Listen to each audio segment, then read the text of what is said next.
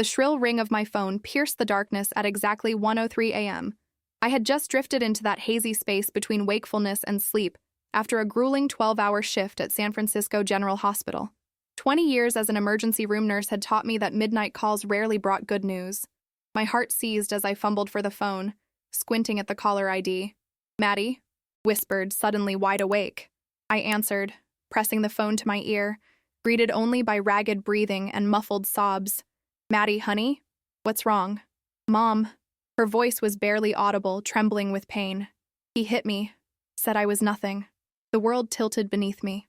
My daughter's words echoed in my skull like a thunderclap, jolting me upright, feet already searching for slippers. "Where are you? Are you safe right now?"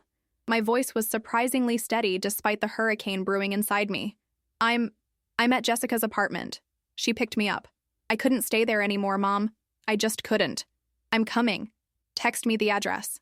I moved through my modest apartment like a woman possessed, pulling on yesterday's jeans and a sweatshirt, grabbing my purse, keys, phone. The digital clock on my microwave read 1:07 a.m. as I locked my door behind me. 4 minutes. 4 minutes since my world had irrevocably changed. The night air hit me like a physical blow as I hurried to my car. San Francisco's famous fog had rolled in, blanketing the city in a clammy shroud that seemed to muffle even the distant sounds of traffic. My mind raced faster than my Honda as I navigated the empty streets toward Pacific Heights, where Jessica, Maddie's college roommate and now colleague, lived in a sleek high-rise. I'd always been wary of Ethan Caldwell. Even at their wedding 3 years ago, something about his practiced charm and the proprietary way he'd placed his hand on Maddie's lower back had set off alarm bells. But she'd been so dazzlingly happy, so proud to have caught the eye of Caldwell Corp's rising star, her direct supervisor, though they'd kept that quiet until after her transfer to another department. I'd swallowed my misgivings and smiled for the photographs. Now, as I pulled into the visitor parking at Jessica's building, those ignored instincts screamed vindication I never wanted. Jessica opened the door before I could knock, her usually immaculate appearance, disheveled dark eyes wide with concern. "She's in the guest room," she whispered. "I gave her some Advil and made tea, but she wouldn't let me call an ambulance." "Thank you for being there for her," I said, squeezing her arm as I passed.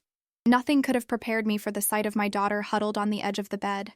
Maddie, my brilliant, vibrant girl who'd graduated summa cum laude from Berkeley, looked diminished, hunched over herself protectively. When she raised her face, I had to stifle a gasp.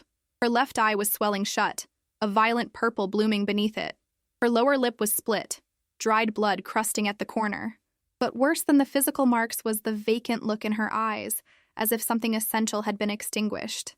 "Oh, baby," I breathed, moving slowly toward her, afraid she might shatter if I approached too quickly. When I gently took her hands in mine, I noticed the finger-shaped bruises circling her wrists like macabre bracelets. Something primal and ferocious awakened in me.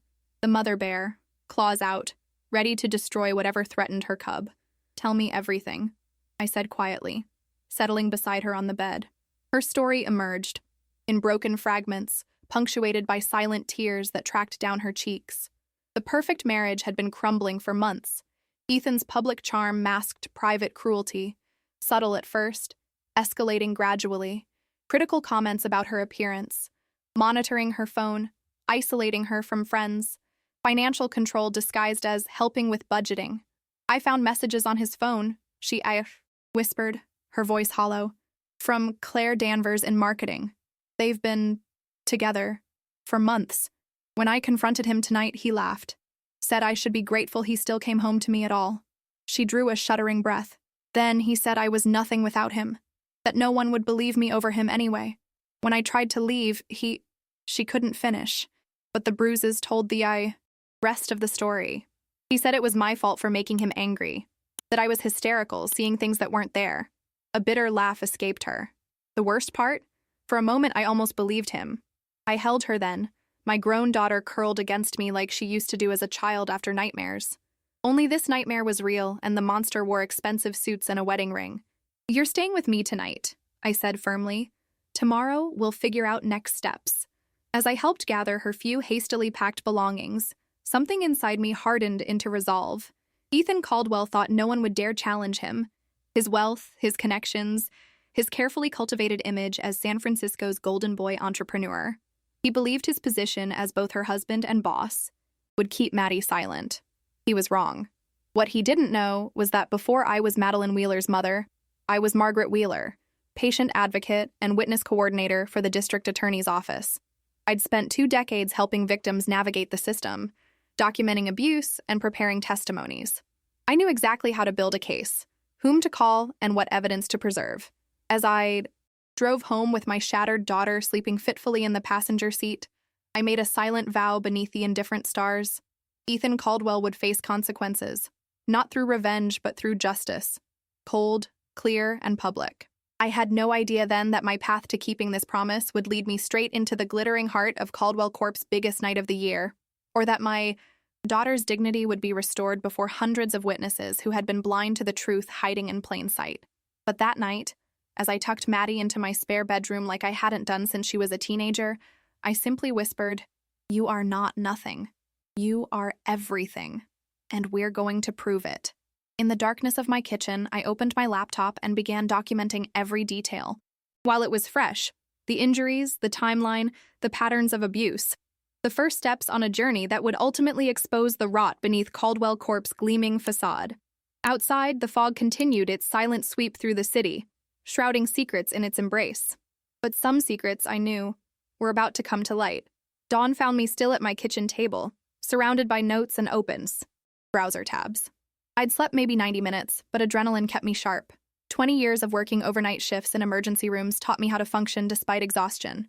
I was adding the last details to our timeline when I heard Maddie's bedroom door open. She emerged hesitantly, her face a roadmap of yesterday's violence. The bruising had deepened overnight, her eye now completely swollen shut. She'd borrowed my old Berkeley sweatpants and a faded t-shirt that made her look younger than her 28 years. Without makeup or her usual polished work attire, she looked vulnerable in a way that tightened my throat. "I made coffee," I said, gesturing to the French press. "And there's yogurt in the fridge." She nodded, pouring herself a cup with shaking hands. "I have to go." "To work," she said quietly. "Maddie, the Peterson account presentation is today.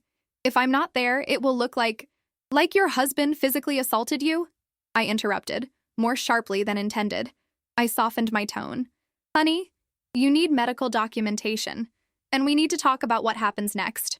She sat across from me, cupping her coffee with both hands as if drawing warmth from my it.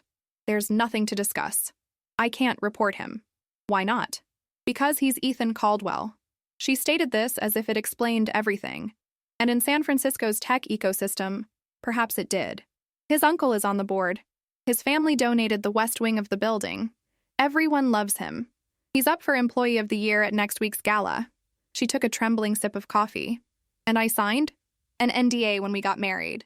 This was news to me. "An NDA for your marriage?" "A privacy agreement." He said it was standard for executives at his level, to protect company information since we met at work. Her laugh was hollow. "I didn't even read the fine print. Stupid, right? 4 years at Berkeley Law and I didn't read my own marriage contract." I reached across the table and took her hand. "Listen to me. No NDA in the world covers domestic violence. That's not how the law works. It doesn't matter. It would be my word against his. And you know who they'll believe. Not if we have evidence." I turned my laptop to face her. "I've been documenting everything, but we need photos of your injuries, medical records, and witness statements from anyone who's seen the pattern. Jessica? Maybe others. And we need to secure your phone and computer before he can remotely access them." She stared at me, recognition dawning in her uninjured eye. "You're building a case." "I am. But more importantly, I'm building your safety net." I squeezed her hand. "First step is the hospital, then the police station for a restraining order. I already called in sick to work. I'm with you all the way." "I can't face him in court, Mom." Her voice broke. "I just can't. One step at a time," I assured her. "Right now, let's just focus on documentation and safety." The next 8 hours were a blur of hospital waiting rooms, police stations, and my contact at the district attorney's office. Dr. Reyes at San Francisco General carefully photographed and documented each bruise, noting the finger marks on Maddie's wrists, the precise shape of the contusion around her eye, the split lip. Detective Santos from SFPD Special Victims took her statement with compassionate efficiency, helped by my former colleague Miguel from the DA's office who met us there. Throughout it all, Maddie's phone buzzed relentlessly with texts and calls from Ethan, alternating between concern, anger, and manipulation. Where are you? I've been worried sick.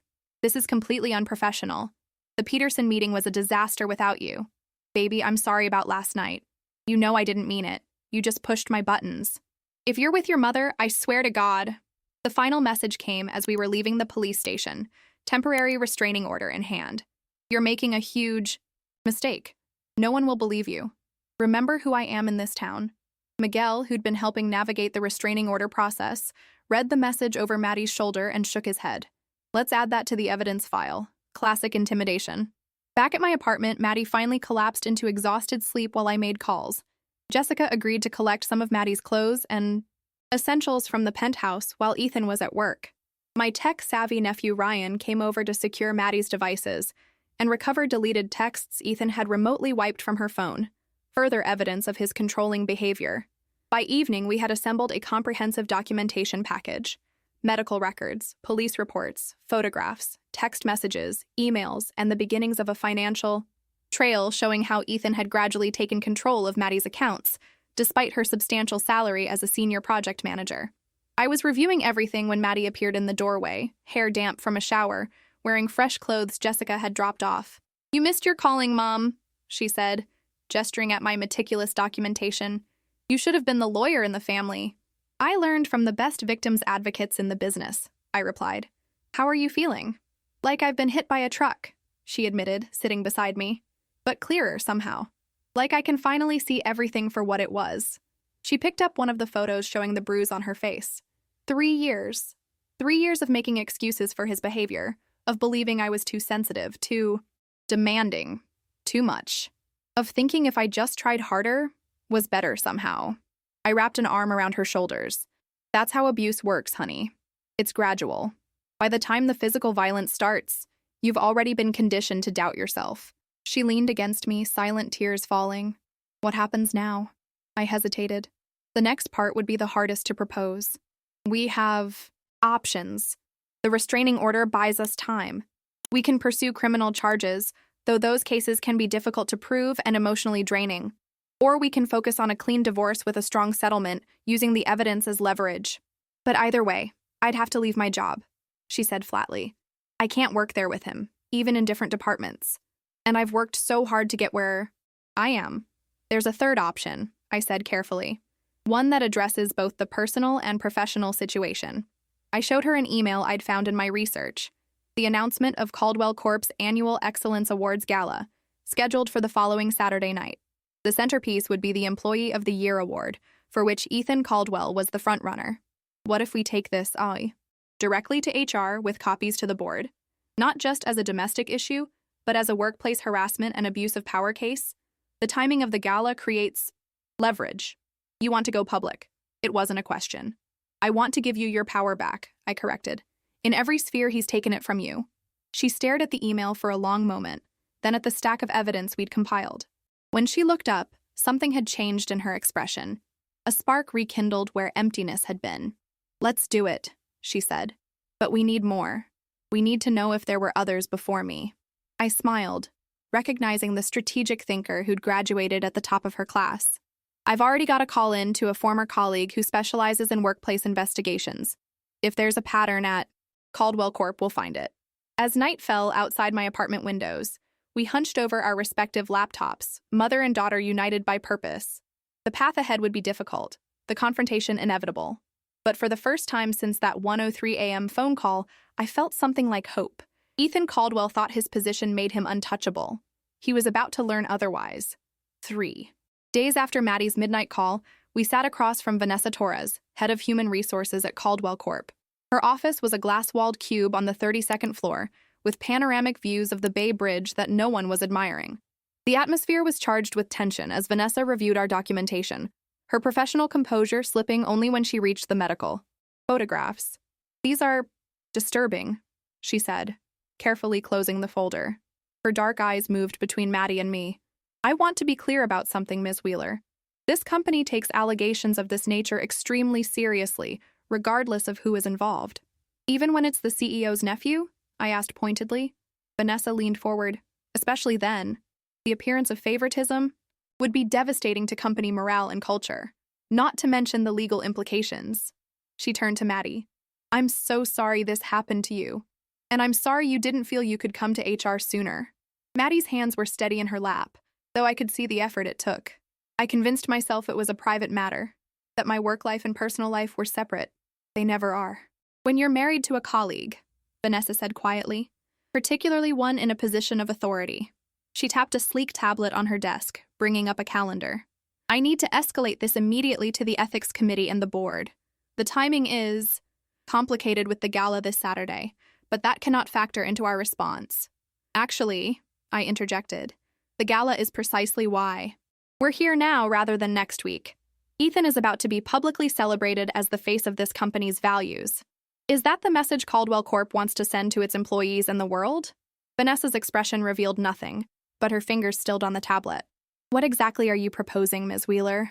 I glanced at Maddie, who gave me a small nod. We'd discussed this strategy extensively. A full investigation, effective immediately.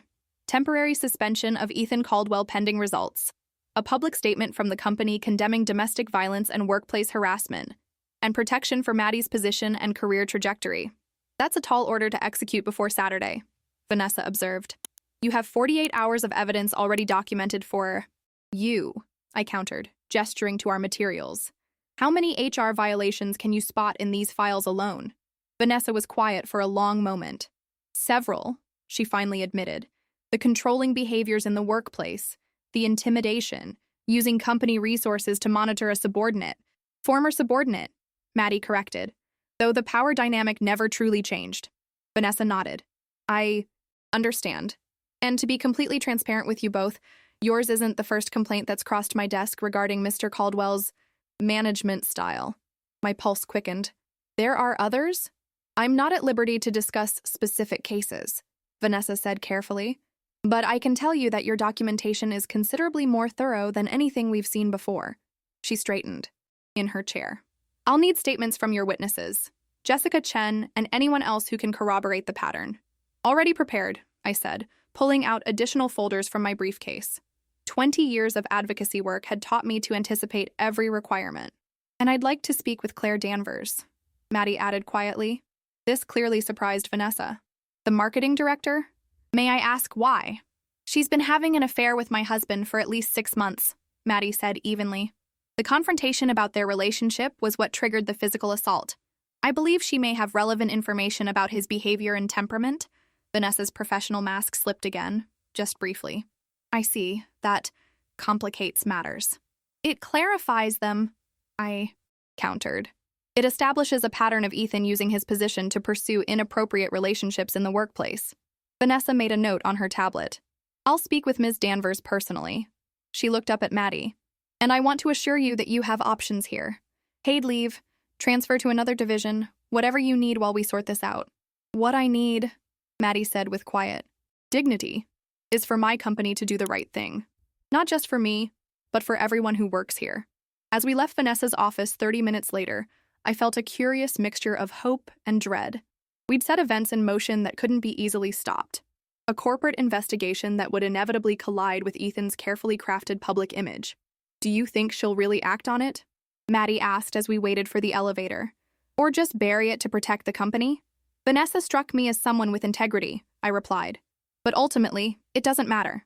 We have copies of everything we gave her. If they try to sweep this under the rug, we have other avenues. The elevator doors opened and we stepped inside.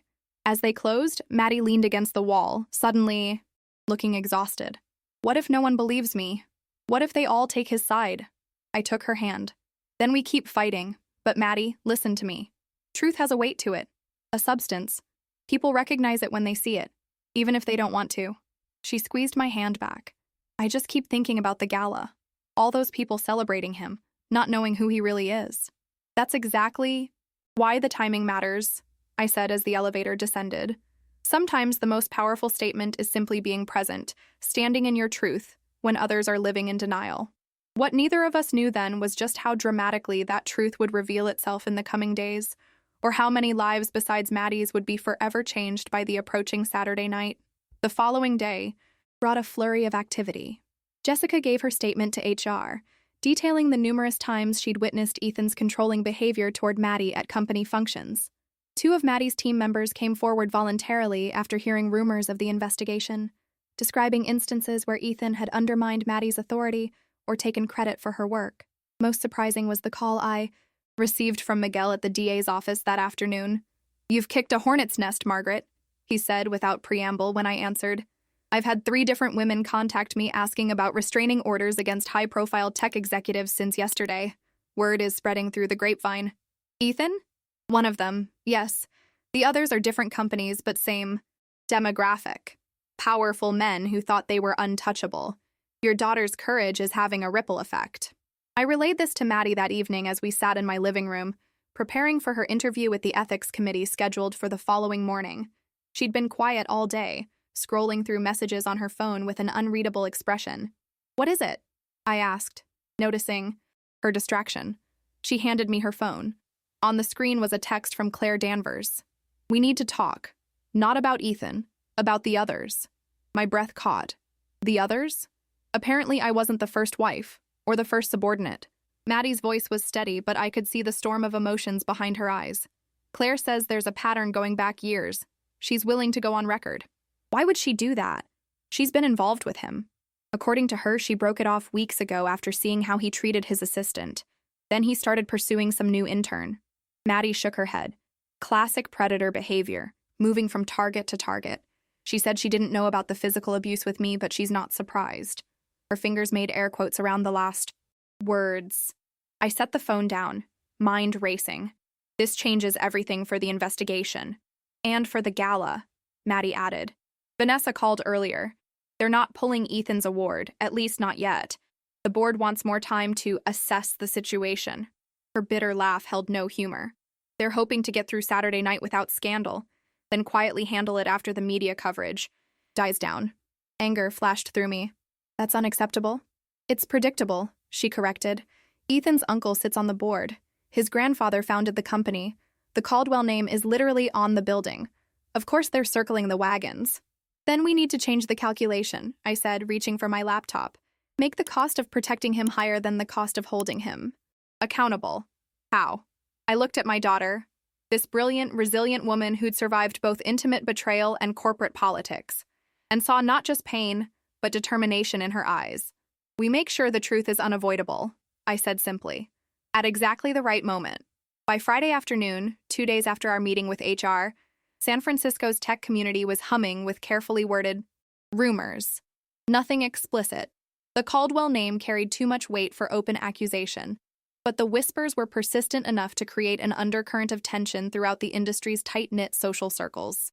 I was folding laundry when Maddie burst through my apartment door, face flushed with a mixture of anger and vindication.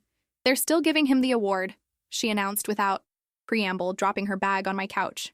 "The ethics committee recommended suspension pending investigation, but the board overruled them. Vanessa just called to tell me. She's furious." I set down the shirt I was folding. "Did she say why?" "Official reason. Insufficient time to properly evaluate the allegations before a public event of this magnitude." Maddie's impression of corporate doublespeak was flawless. "Unofficial reason. Uncle Richard threw his weight around and no one wanted to cross him right before bonus season. And the investigation will continue with all due diligence." She kicked off her shoes with unnecessary force. "Which means they'll drag it out until media attention fades, then quietly shuffle him to another division with a strongly worded note in his file." I watched my daughter pace the small confines of my living room like a caged lioness. The past 4 days had transformed her. The shock and shame that had initially followed the assault had hardened into something more powerful, a righteous anger tempered by strategic thinking. This was the Maddie I'd always known was there, the fighter beneath the peacemaker. "So what now?" I asked, though I suspected I knew the answer. She stopped pacing and turned to me, eyes bright with purpose. "Now we execute Plan B. Are you still with me?" "Always." Plan B had formed during our sleepless strategy sessions, a contingency if Caldwell Corp chose damage control over accountability. It was audacious, potentially career-ending for Maddie, and absolutely necessary. Claire sent over her statement and documentation, Maddie said, pulling papers from her bag. 2 years of inappropriate relationships with subordinates, including emails where Ethan explicitly promised career advancement in exchange for discretion. She's named 3 other women willing to speak, including his former executive assistant who left suddenly last year. I took the papers, skimming the damning contents. This is explosive. And incomplete without my testimony, Maddie added. I've prepared a statement for tomorrow night. Short, factual, impossible to dismiss. She pulled out another document, this one bearing her precise handwriting. I need you to review it for impact and clarity. As I read my daughter's account of her marriage and its dissolution, clinical in its precision, devastating in its details, I felt a complex mixture of pride and sorrow. No mother wants her child to endure such pain, yet witnessing Maddie reclaim her narrative, transform her suffering into action, filled me with profound admiration. It's powerful, I said when I finished. But are you absolutely certain about doing this so publicly? Once we cross this line? I crossed that line the moment I walked into HR. She interrupted. There's no going back to before, Mom. The only direction is forward.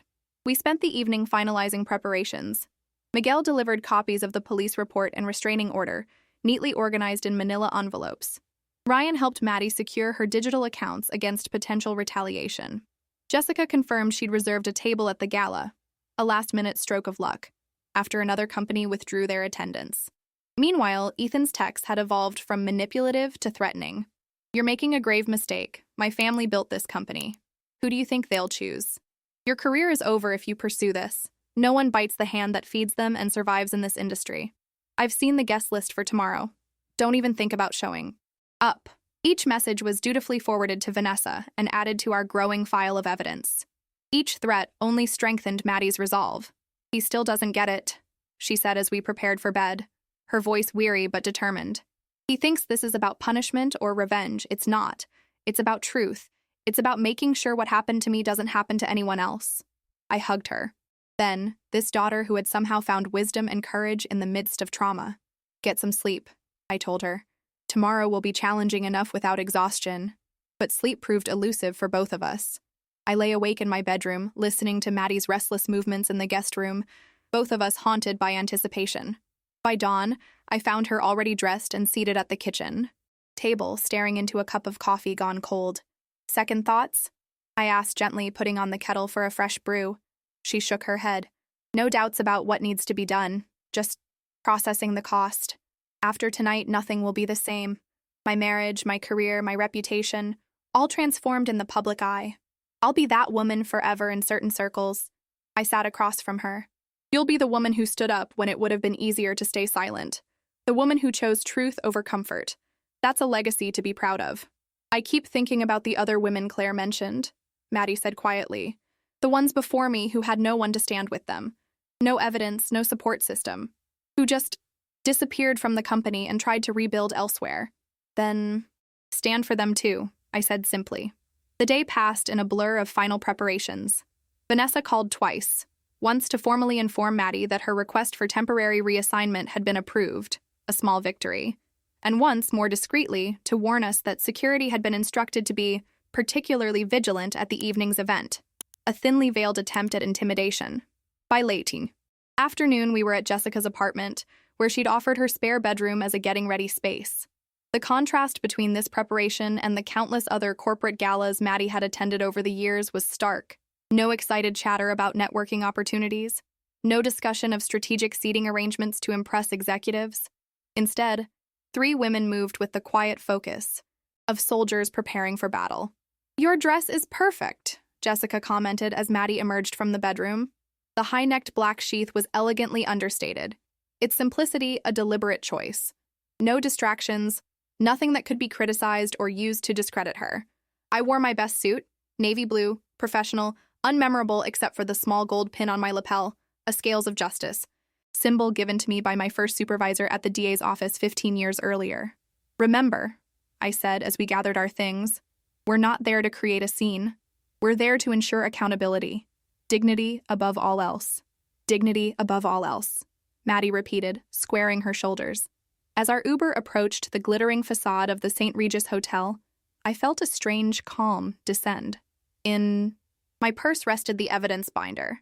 Every document meticulously organized, every photograph properly labeled, every statement notarized.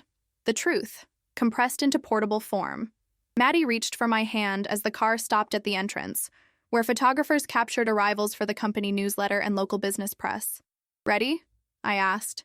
She took a deep breath, her eyes clear and focused. "I was born ready, Mom. Let's go change some lives." We stepped out into the flashing lights, arm in arm, mother and daughter united by purpose.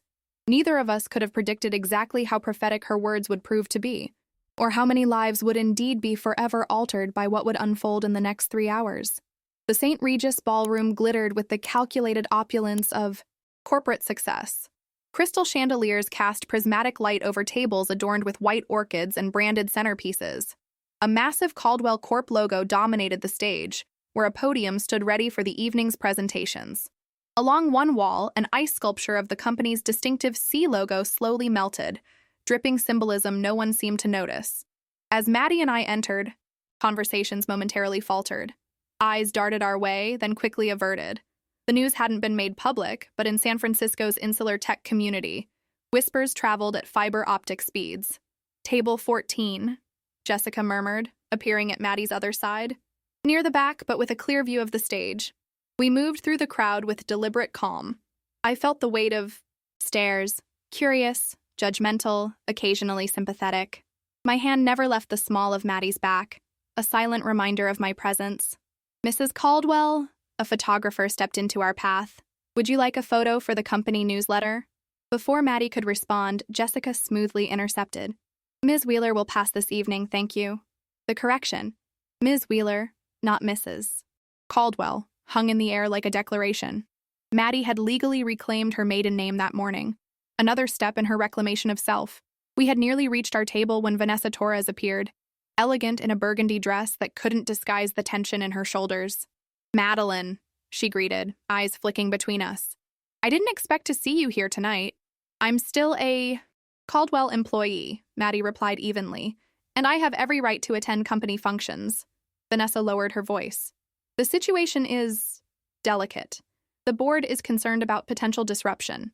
The only disruption," I interjected quietly, "would be pretending everything is normal while celebrating a man with a restraining order against him." Something like admiration flashed in Vanessa's eyes. "Just please remember there are reporters present. Whatever happens tonight will have implications beyond these walls." "I'm counting on it," Maddie said, the steel in her voice unmistakable. As Vanessa moved away, we finally reached our table. Jessica had strategically seated us with allies, 2 members of Maddie's project team who had provided statements to HR and their, partners. The solidarity was palpable as we exchanged greetings. I was scanning the room when I spotted him. Ethan Caldwell stood near the stage in a perfectly tailored tuxedo, holding court among a circle of admirers. Tall and conventionally handsome, with the confident posture of a man who had never faced consequences, he epitomized the charming executive. Only the tightness around his eyes betrayed awareness of the storm gathering around him. Beside him stood an older man with the same aquiline nose and commanding presence, Richard Caldwell, board member and family patriarch. The resemblance made my stomach turn. How many generations of entitlement stood between us and justice? "He's seen us," Maddie whispered, her fingers tightening around her water glass. I followed her gaze. Ethan was staring directly at our table, his expression a complex mixture of shock, anger, and, most troublingly, calculation. He murmured something to his uncle, who turned to study us with narrowed eyes. "Let him look," I said calmly. "We have nothing to hide." The program began with the expected corporate pageantry, a video highlighting the year's achievements, speeches celebrating growth metrics, and innovation breakthroughs. Throughout it all, Maddie sat perfectly straight, her face composed despite the occasional glance thrown her way. Only I could see the fine tremor in her hands beneath the table. When dinner was served, she barely touched her food. "I can't eat," she confessed quietly. "My stomach is in knots." "You need strength," I urged, pushing her plate closer. "Even just a few bites." She managed a small smile. "You sound exactly like you did before my LSAT exam. And you aced that, if I recall correctly." The reminder of past triumphs seemed to steady her. She took a deliberate bite of salmon, then another. Small victories. The CEO's speech came next, a polished performance celebrating the Caldwell legacy of excellence and integrity. I watched Maddie's knuckles whiten as these words echoed through the ballroom. The irony was almost unbearable. Then came the moment we'd been preparing for. And now the highlight of our evening, the Employee of the Year Award, presented by our previous recipient, Claire Danvers. A ripple of surprise moved through the room. Claire had been scheduled to present days ago, but after her statement to HR, many had expected a last-minute replacement. Her appearance now suggested either remarkable courage or calculated strategy. She approached the podium with measured steps, stunning in emerald green, her professional smile firmly in place. But as she adjusted the microphone, I noticed her hands weren't entirely steady. "Good evening, colleagues and friends," she began. "The Employee of the Year Award recognizes not just professional achievement, but character, integrity, leadership that inspires others to be their best selves." Her eyes found Maddie briefly across the crowded room. "Tonight's recipient has certainly made an impact on this company, and on many of its employees." The slight emphasis was subtle, but unmistakable. Beside me, Maddie drew a sharp breath. "Before I announce the winner, I've been asked to remind everyone that Caldwell Corp is committed to creating a safe, respectful work environment for all employees. Our code of conduct emphasizes integrity, transparency, and accountability at every level of leadership." Richard Caldwell shifted uncomfortably in his seat. The CEO's smile grew fixed. These were not the usual platitudes that preceded award announcements.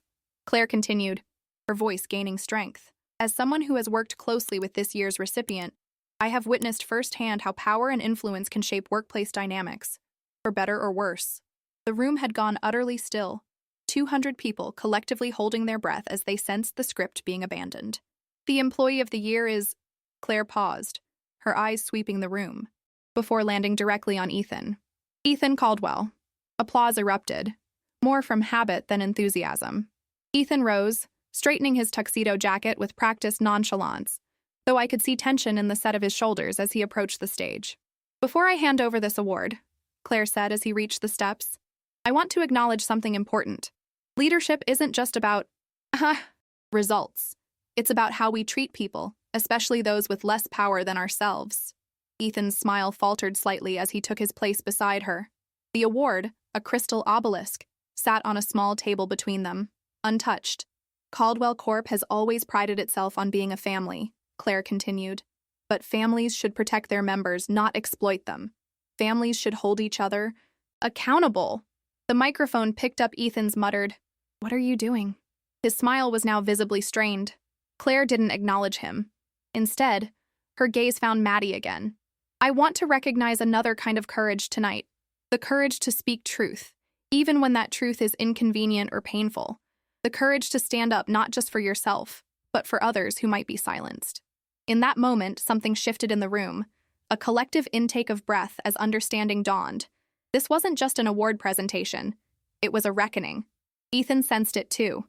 He reached for the award, clearly intending to cut the ceremony short. "Thank you, Claire, for those unexpected remarks. I'm honored to accept—" "I haven't presented it yet," Claire said, her voice amplified by the microphone as she smoothly placed herself between Ethan and the crystal obelisk. "And I believe someone else has something to say first." She looked directly at our table and nodded slightly. This wasn't part of our plan. We had intended to approach the board members privately after the ceremony, to present our evidence away from the spotlight. But Claire had created an opening that might never come again. I turned to Maddie, question in my eyes. It was her decision, her moment to claim or to let pass. For a heartbeat, she hesitated. Then, with quiet determination, she stood. The movement rippled through the ballroom as heads turned. Conversations halted. Ethan's face drained of color as he spotted her rising from her seat, the bruises still visible despite expert makeup application. With deliberate dignity, Maddie walked toward the stage, her path clearing as attendees instinctively moved aside. I followed a step behind, the evidence binder clutched in my hands like a shield. What happened in the next 5 minutes would change not just Maddie's life or Ethan's career, but the culture of an entire company. As we approached the stage where Ethan stood frozen beside Claire, I saw history pivoting on this moment of truth, personal becoming political, private pain transforming into public accountability. The silence in the ballroom was absolute as Maddie ascended the 3 steps to the stage. No silverware clinked against china, no hushed conversations continued in the back. 200 people held their collective breath as my daughter took her place at the podium, her spine straight as a blade. "Good evening," she began, her voice steady despite the slight tremble in her hands. For those who don't know me, I'm Madeline Wheeler, Senior Project Manager for the Asian Pacific Division, and until recently, Ethan Caldwell's wife. A murmur rippled through the crowd. Ethan had moved to the side of the stage, his face a mask of controlled fury as he glanced desperately toward his uncle in the front row. Richard Caldwell was already on his phone, likely calling security. I hadn't planned to speak tonight, Maddie continued, but since we're celebrating leadership and company values, I feel compelled to share some relevant information about our Employee of the Year. She gestured toward me, and I joined her on stage, placing the evidence binder on the podium. Close, I could see Ethan's hands shaking, not with fear, but with rage. His eyes bored into Maddie with such naked hostility that several people nearby visibly recoiled. 3 nights ago, Maddie said, her voice carrying clearly through the sound system, I was physically assaulted by Ethan Caldwell after confronting him about an inappropriate relationship with a colleague.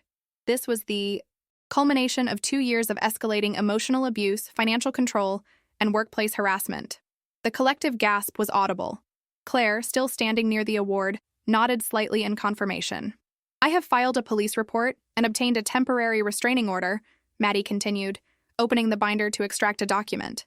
I have also filed a formal complaint with Human Resources documenting not just the assault, but a pattern of behavior that violates at least 6 specific provisions of the Caldwell Core Code of Conduct. From the corner of my eye, I saw 2 security guards enter the ballroom, directed by Richard Caldwell's imperious gesture. But before they could approach the stage, Vanessa Torres intercepted them, speaking rapidly into one guard's ear. They hesitated, clearly receiving conflicting instructions. Maddie was unaware of this side drama, focused entirely on her purpose. I'm not here to disrupt this celebration or to seek revenge. I'm here because I believe in this company's stated values of integrity and accountability. I'm here because I refuse to be silenced by fear or intimidation. She turned slightly to face Ethan directly. And I'm here because I know I'm not the only one. At this, 3 women at different tables slowly rose to their feet. I recognized them from Claire's documentation, former subordinates who had experienced Ethan's predatory behavior firsthand. Their silent solidarity sent another shock wave through the room. Ethan finally found his voice. "This is absurd," he sputtered, stepping forward. "Maddie is clearly having some kind of breakdown. She's been under tremendous pressure at work, and—" "Is this a breakdown too?" I interrupted, sliding the medical photos from the binder and holding them up. The overhead lights illuminated the stark evidence of violence. Maddie's bruised face, the finger marks on her wrists, all professionally documented and dated. Or are these simply the actions of a man who believes he's entitled to control and punish women who challenge him? Ethan's uncle had reached the stage now, his face flushed with anger. "This is completely inappropriate," he hissed, attempting to take the microphone. "Security." But the CEO himself had risen, approaching the stage with measured steps. Marcus Chen had built Caldwell Corp from a regional player to a global force during his 15-year tenure. His expression was unreadable as he took in the scene before him.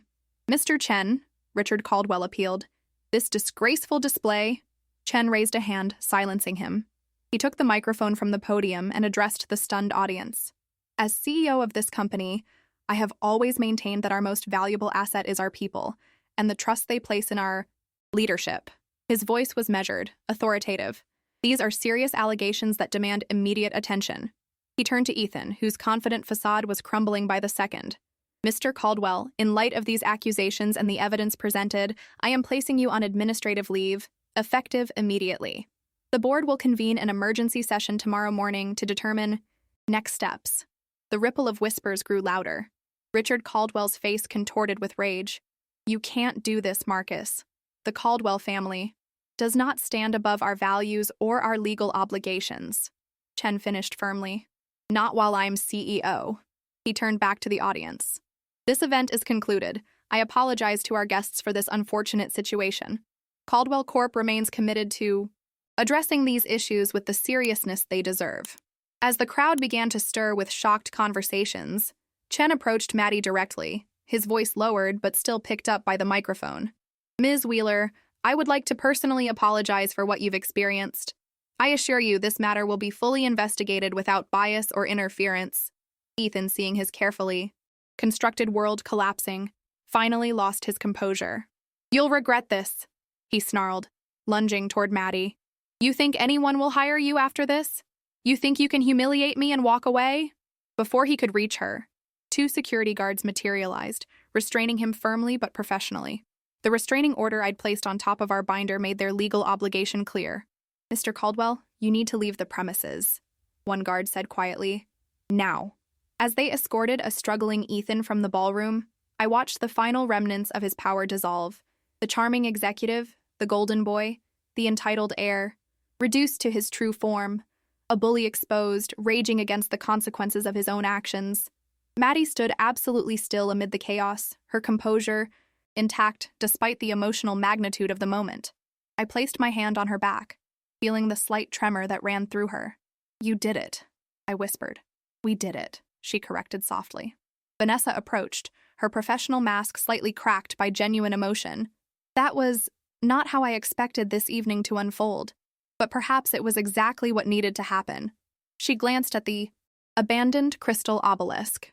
Some awards reveal more in their withdrawal than their bestowal. As we gathered our materials to leave, Claire Danvers stepped forward. The tension between her and Maddie was palpable, complicated by her role in Ethan's betrayal, yet tempered by her eventual choice to stand with the truth. I should have spoken up sooner, Claire said simply. I'm sorry. Maddie regarded her for a long moment. Next time, you will, she finally replied. Not forgiveness exactly, but acknowledgement of a shared path forward. We were nearly to the exit when a young woman intercepted us.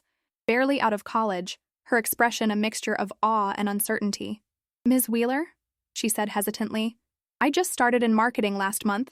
I wanted to say... She swallowed hard. Thank you.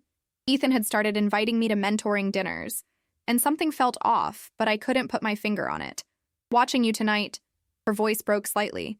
You probably saved me from becoming another statistic. Maddie embraced the young woman briefly. Remember this feeling, she said quietly. The next time you see something wrong, remember that your voice matters. As we finally stepped out into the cool San Francisco night, reporters were already gathering at the entrance, alerted by tweets and texts from attendees inside. Maddie straightened her shoulders, facing the cameras with the same dignity she had maintained throughout the evening. Ms. Wheeler, can you comment on what happened inside? Is it true Ethan Caldwell has been suspended? Were you physically assaulted by your husband? I moved to shield her, but Maddie gently stopped me.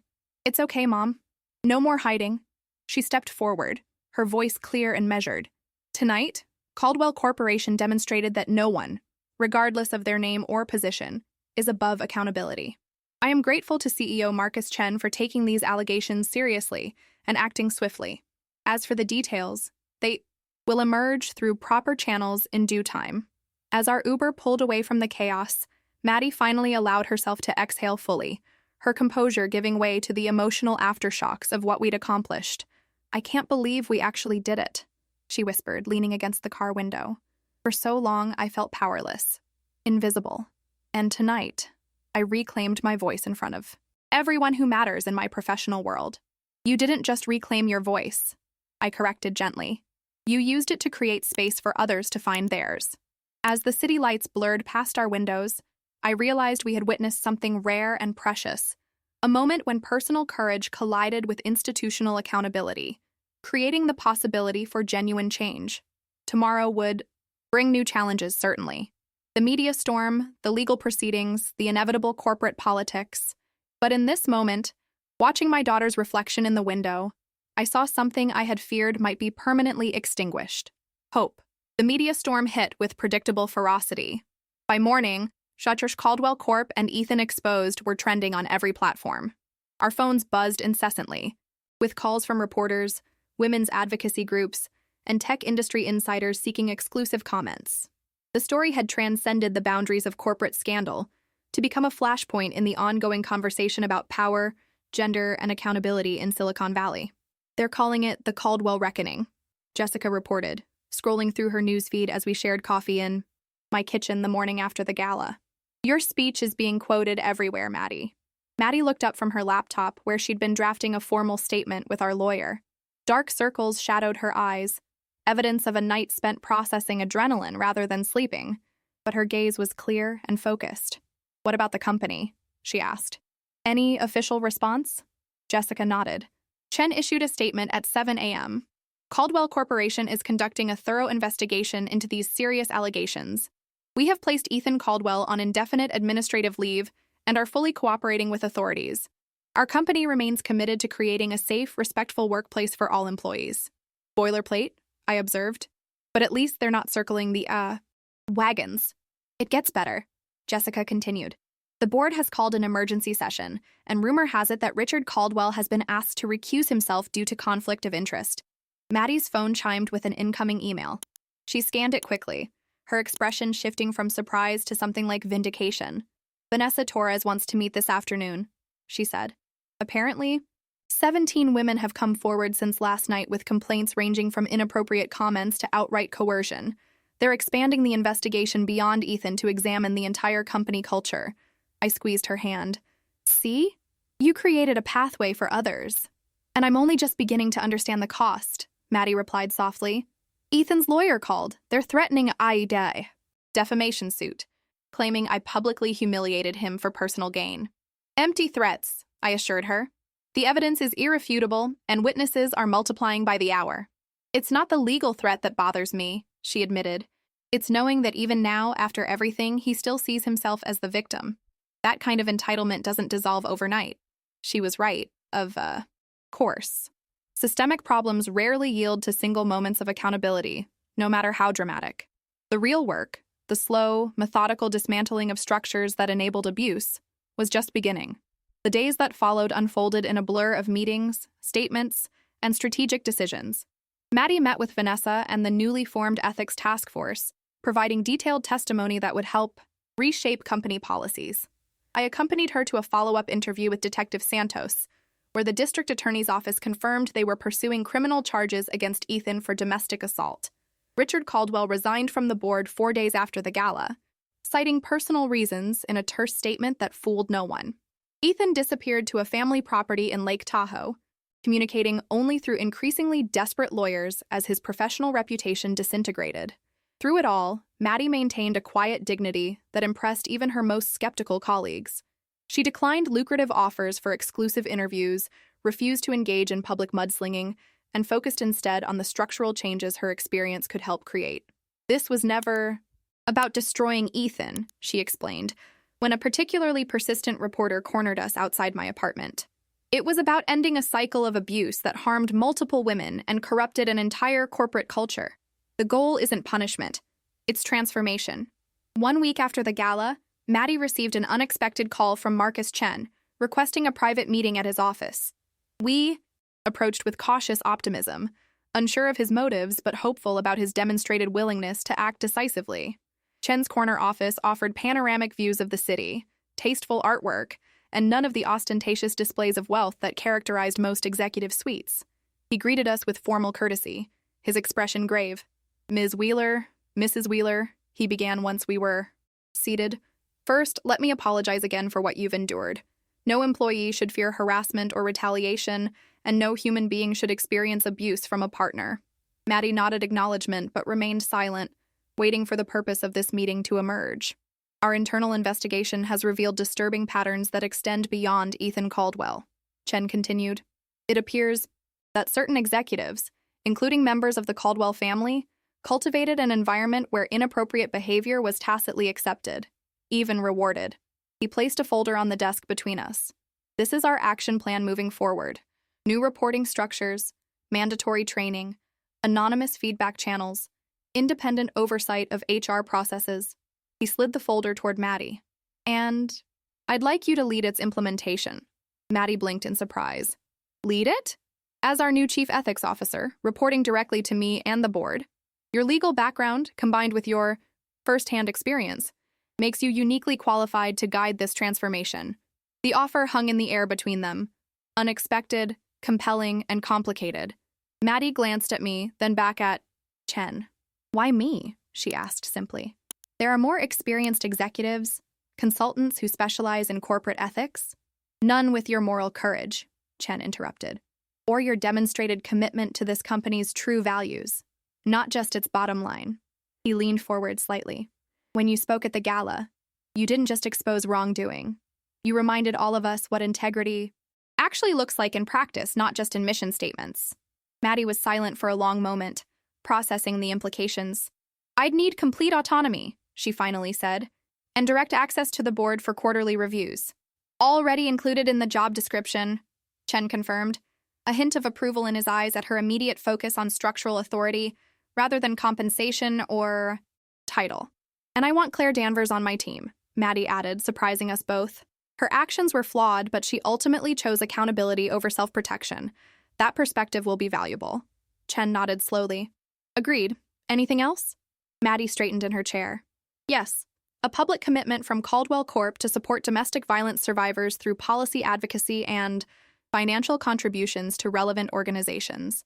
Not as a PR exercise, but as ongoing structural engagement with these issues. Done, Chen said without hesitation. When can you start? As we left Chen's office 30 minutes later, I studied my daughter's profile. The determined set of her jaw, the clear purpose in her eyes. In the space of 11 days, she had transformed from victim to advocate to leader, not by escaping her experience, but by channeling it toward meaningful change. Are you sure about this? I asked as we rode the elevator down. Working here with all these memories? Maddie watched the floor numbers descend. I'm not staying because of the memories, Mom. I'm staying to create something new from them. She turned to me with quiet certainty. Someone needs to ensure this never happens again. Why not me? Outside, spring sunshine bathed the city in golden light. We walked toward the ferry building, where we'd planned to meet Jessica for lunch.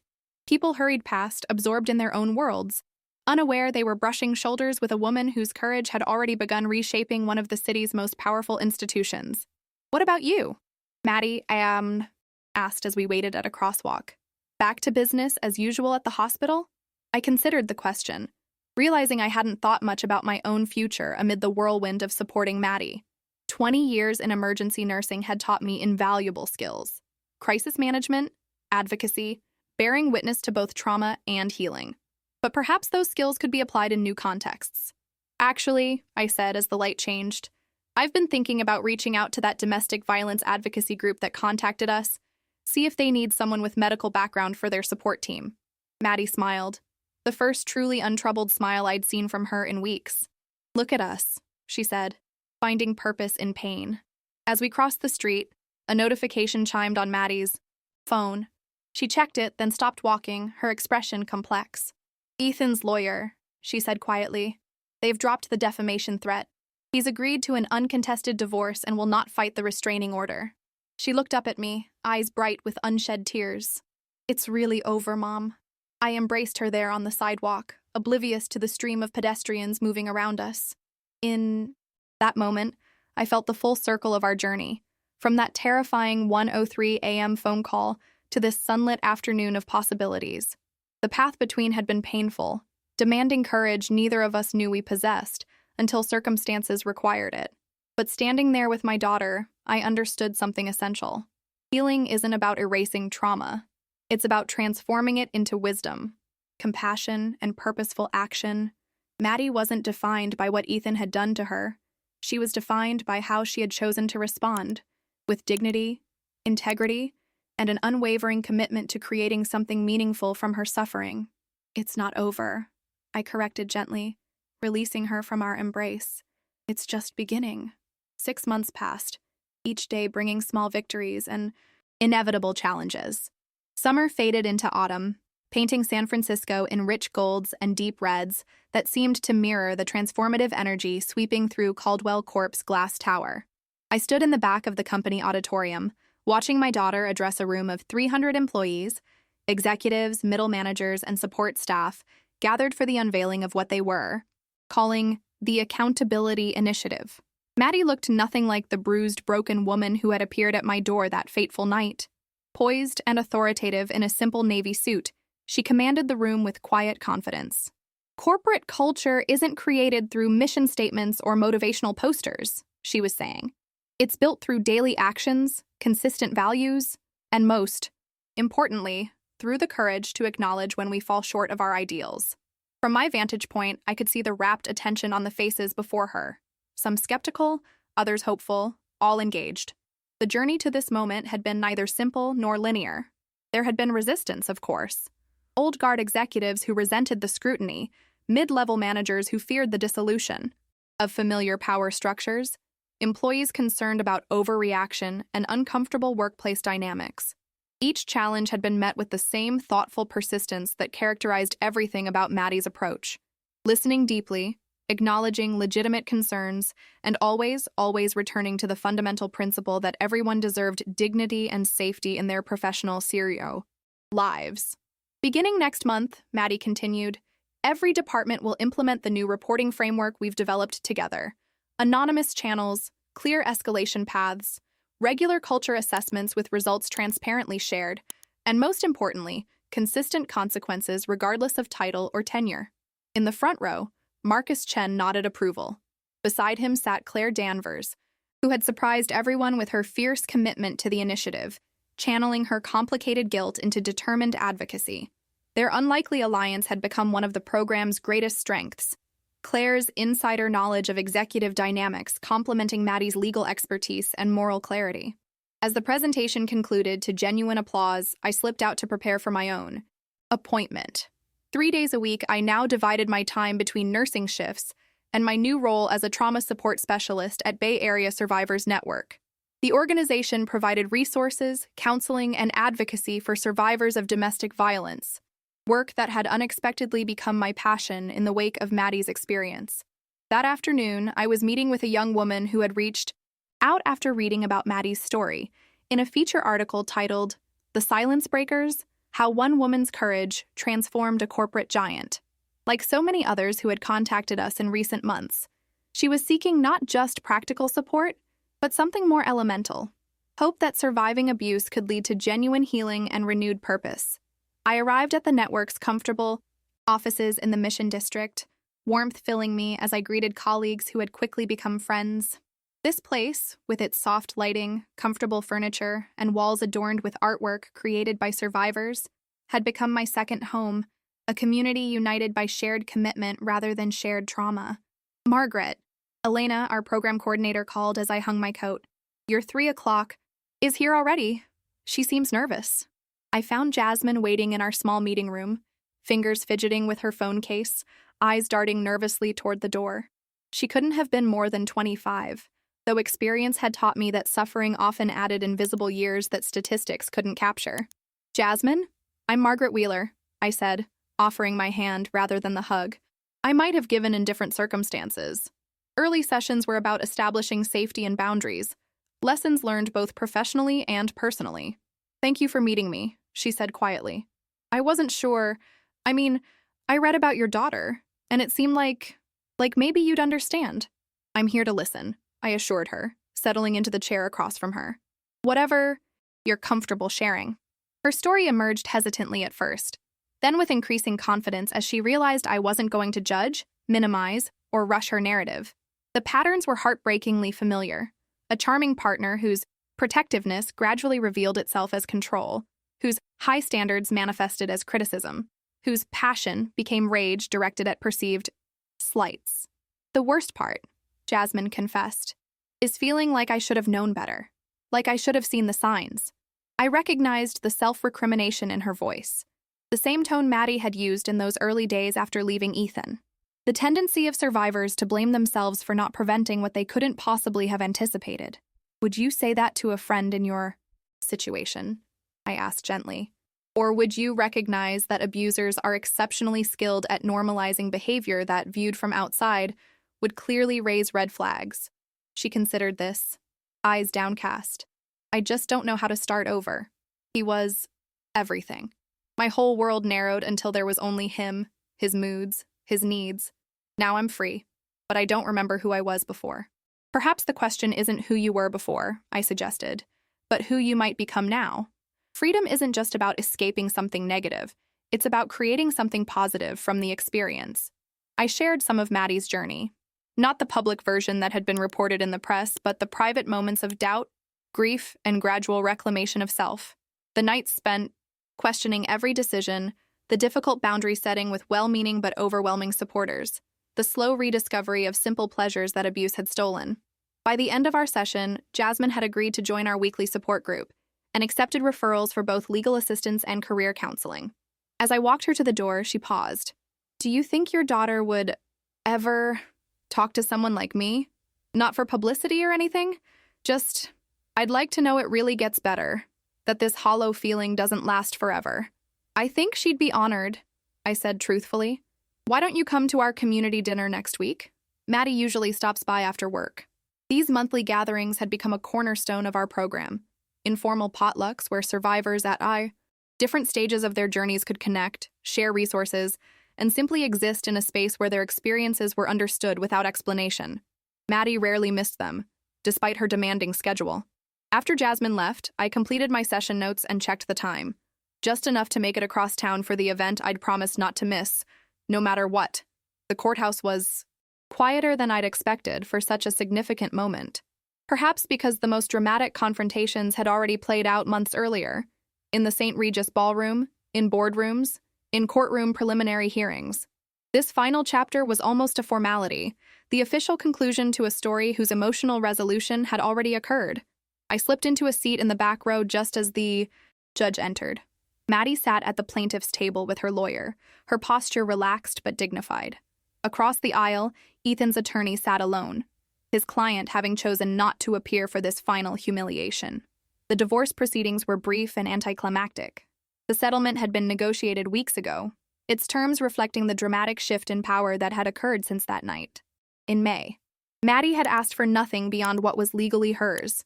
No punitive demands, no excessive financial claims. The restraining order would remain permanent, the records unsealed as part of her commitment to transparency. When the judge declared the marriage officially dissolved, returning Madeline Wheeler to her legal status as a single woman, there was no drama, just the quiet closing of a chapter that had contained both profound pain and unexpected growth. Outside on the courthouse steps, Maddie took a deep breath of crisp October air. "Well, that's that," she said simply. "How do you feel?" I asked, studying her face for signs of distress. She considered the question seriously. "Lighter, not because of the legal document. That's just paperwork. But because I'm finally closing this circle with complete clarity about who I am and what I want." She looked out at the city spread before us. For so long, I defined myself through Ethan's eyes, his approval, his criticism, his expectations. Even after I left, I was still reacting to his influence rather than creating something new. And now? Her smile was genuine, reaching her eyes. Now I'm creating a life that isn't defined by what happened to me, but by what I choose to make of it.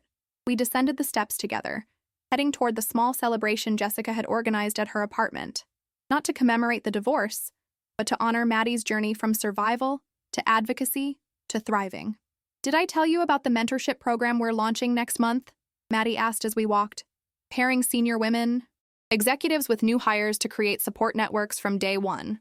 "That's wonderful," I said, recognizing how each initiative she developed addressed a specific vulnerability she had experienced in her own journey.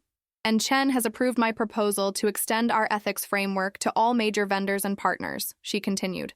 "No more compartmentalizing our values at the company boundary." As she outlined her plans, I was struck by the transformation that had occurred, not just in Caldwell Corp's policies or in the growing movement our story had helped catalyze across Silicon Valley, but in Maddie herself. The trauma remained part of her story, but it no longer defined her narrative. She had metabolized her experience into wisdom, compassion, and purposeful action. Jessica's apartment was filled with the people who had formed Maddie's support system through the darkest days, colleagues who had provided statements, lawyers who had guided her through legal complexities, new friends from the survivor network who understood without explanation. Even Claire was there, their relationship having evolved into something like respect, if not quite friendship. As glasses were raised in celebration, Jessica called for everyone's attention. "I'd like to propose a toast," she said, her expression unusually solemn. "Not just to Maddie's freedom or her incredible work, but to something more profound. The ripple effects of courage that continue long after the initial brave act." She gestured around the room. "Look at all of us, each changed by witnessing one woman refuse to be silenced. Each carrying that lesson into our own lives and work." Her eyes found Maddie's. "You didn't just save yourself, Mads. You created a template for dignity that's transforming lives far beyond your own." Later that evening, as the gathering wound down, Maddie and I stepped onto Jessica's balcony for a moment of quiet. The city lights spread before us like earthbound stars, each representing countless stories unfolding behind lit windows. Some joyful, some painful, all part of the complex tapestry of human experience. Mom, Maddie said softly, I never properly thanked you. For what?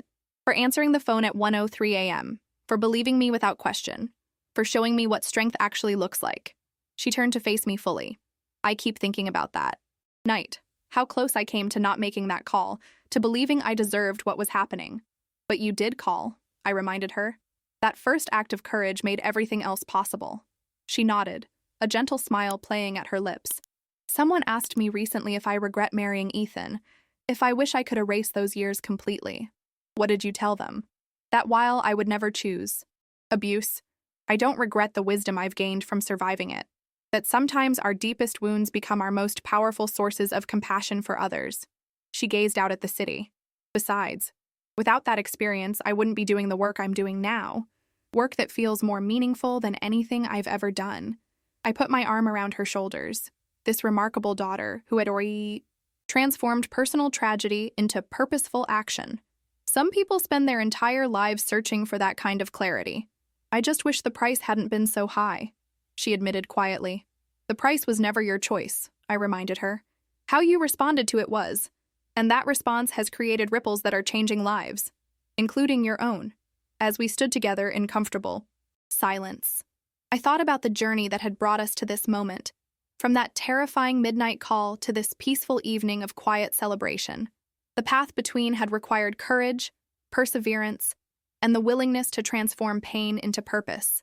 But most importantly, it had demanded the recognition that true dignity isn't found in revenge or even justice, but in the choice to create meaning from suffering, to use one's own healing as a blueprint for others. Maddie had once been defined in Ethan's eyes as nothing. Now she stood as a woman fully realized in her own right, not because she had destroyed her abuser, but because she had refused to allow his actions to determine her worth or limit her future. Ready to head home? I asked as the evening chill deepened. She took a final look at the city spread before us. Yes, she said with quiet certainty. I'm ready for whatever comes next. As we turned to leave, I was struck by the simple truth that had emerged from our shared journey.